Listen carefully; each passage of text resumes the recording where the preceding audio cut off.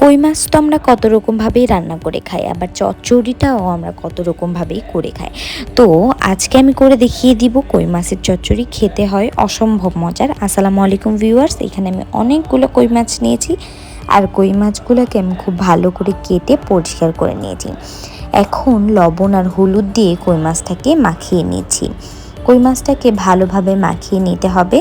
কই মাছটাকে মাখানো হলে আমি একটা প্যানে তেল গরম করতে দিব, তারপরে কই মাছগুলোকে এক এক করে ভেজে নেব। তো কই মাছগুলোকে এভাবে ওলট পালট করে দুই সাইডটাই প্রপারলি ভেজে নিতে হবে। আর কই মাছটা কিন্তু এভাবে ভেজে চচ্চড়িটা করলে কিন্তু খেতে অনেক বেশি মজার হয়। তো দেখেন আমার কই মাছটা ভাজা হয়ে গিয়েছে।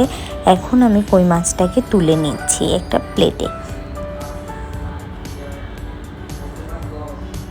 তো কই মাছটা তোলা হয়ে গিয়েছে। এখন একটা প্যানে তেল দিয়েছি, তার মধ্যে দিয়ে দিলাম পেঁয়াজ কুচি আর কাঁচামরিচ, তারপরে দিয়ে দিলাম আদা বাটা, রসুন বাটা, জিরা বাটা, ধনিয়ার গুঁড়া, শুকনো মরিচের গুঁড়া, হলুদের গুঁড়া আর স্বাদ মতন লবণ।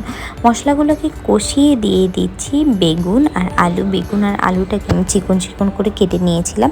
বেগুন আর আলুটা দিয়ে মশলার সাথে ভালো করে একটু কিছুক্ষণ কষিয়ে নিচ্ছি। কষিয়ে নিয়ে আমি ঢাকনা দিয়ে ঢেকে দেবো।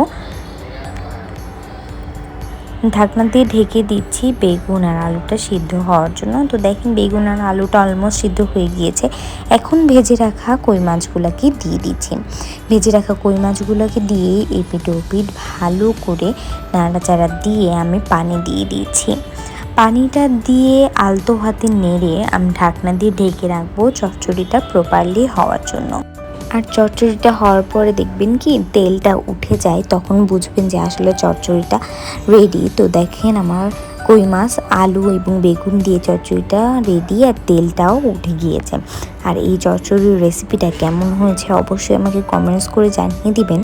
ভালো লাগলে একটা শেয়ার করে দিবেন। আর বাসায় অবশ্যই একবার হলেও এই কই মাছের আর বেগুন আলু দিয়ে চচ্চড়িটা তৈরি করে খাবেন। আপনার হাতটা চেটে পুটে খেতে হবে, এটা এত বেশি মজার হয়। তো এ পর্যন্ত সবাই ভালো থাকবেন, সুস্থ থাকবেন। নতুন কোনো রেসিপি নিয়ে আবার সামনে হাজির হব। আল্লাহ হাফেজ।